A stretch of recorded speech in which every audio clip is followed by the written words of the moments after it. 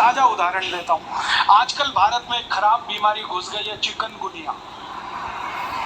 लाखों लोग प्रभावित हैं।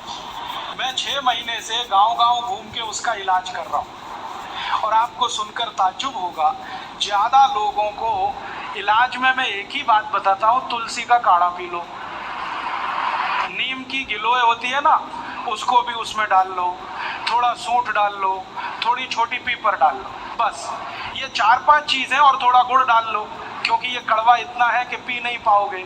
इतने मात्र से 3 खुराक में बीमारी ठीक हो रही है। और जो एलोपैथी से कर रहे हैं ना, बोवेरॉन के 3-3 इंजेक्शन ठोक दो, डाइक्लोफेनेक दे दो और पैरासीटामोल भी दे दो, जो तुम्हारे पास है सब दे दो। 20-20 दिन से बिस्तर में पड़े तड़प रहे हैं। बोल देते जाओ, डाइक्लोफेनेक देते जाओ, नोवलजीन के इंजेक्शन लगाते जाओ, और दुर्भाग्य से एलोपैथी ने ये सब नाम 20 साल पहले बैन कर दिए। वो कहते हैं डाइक्लोफेनेक खराब है, पैरासीटामोल तो और भी खराब है, नोवलजीन तो 1984 से बैन है यूरोप में और अमेरिका में, वही इंजेक्शन यहाँ ठोक रहे हैं लगातार। दुष्परिणाम है कि मरीज ठीक ही नहीं हो रहे। और मैं आपको मेरा अपना तजुर्बा बताता हूँ। आप में से कुछ विद्यार्थी होम्योपैथी के हैं।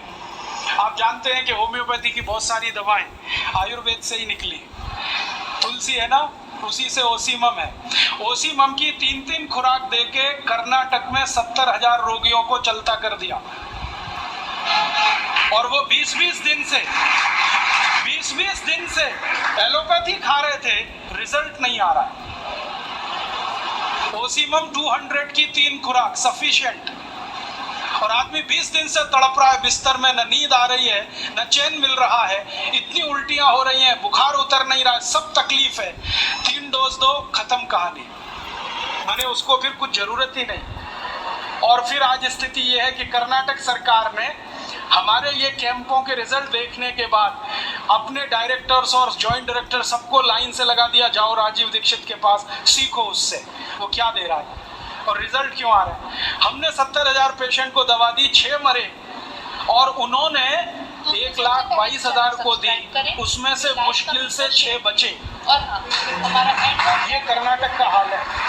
कर्नाटक में चिकनगुनिया इतना बुरी तरह से फैला है, कोई गांव नहीं बचा जहां चिकनगुनिया ना हो। मेरी तो स्थिति ये है कि कार्यकर्ता कम पड़ गए, डॉक्टर कम पड़ गए। अगर मेरे पास 1,000-2,000 डॉक्टर होते तो हम कर्नाटक के उन लाखों लोगों को बचा लेते जो मर गए पिछले 6 महीने। महाराष्ट्र में भी यही है। रिजल्ट मिलते हैं उन दवाओं से, तो भरोसा क्यों नहीं करें उनके ऊपर। ओसीमम तो तुलसी में से ही बनी है भाई, और तो क्या है, डाइल्यूशन फॉर्म में है, बस इतना ही तो है।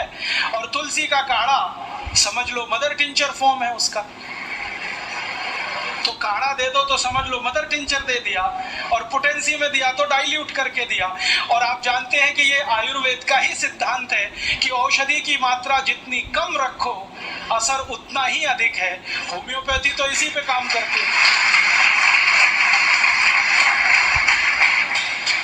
तो अपने विज्ञान में दम तो है, अपनी विद्या में दम तो है, बस इसका प्रचार करने की बात है। प्रचार कौन करेगा? आप करेंगे। और इसका सबसे सरल तरीका है वॉक एंड टॉक। सबसे सरल तरीका। अगर आप इसका अपनी विद्याओं का प्रचार करना चाहते हैं, सरकार तो करेगी नहीं, क्योंकि वो एलोपैथी के चंगुल में फंसी। हमारी सरकार के 2 मंत्रियों का तो मेरा तजुर्बा है पिछले 6 साल में। जब मैं उनके पास गया स्वास्थ्य मंत्री को मिलने के लिए, वो कहते राजीव भाई ये सब हमको समझता है, कर कुछ नहीं सकते, क्योंकि ऐसा जकड़ के रख लिया है। तो मैंने कहा इसमें आग तो लगा सकते हो, आग ही लगा दो हनुमान जी की तरह से, रावण की लंका एक बार जल जाए, कम से कम कहानी तो खत्म हो जाए। तो कहते हैं उतनी हिम्मत अभी तक नहीं आई है, आ जाएगी तो वो भी लगा देंगे। तो उनमें तो आने से रही, क्योंकि वो तो फंसे हैं अपने स्वार्थ में। आप इसको तैयारी करो, एक ना एक दिन ये विदेश से आई हुई चिकित्सा पद्धति के तंत्र को ऐसे ही उखाड़ के फेंकना है जैसे ईस्ट इंडिया कंपनी को उखाड़ के फेंका था।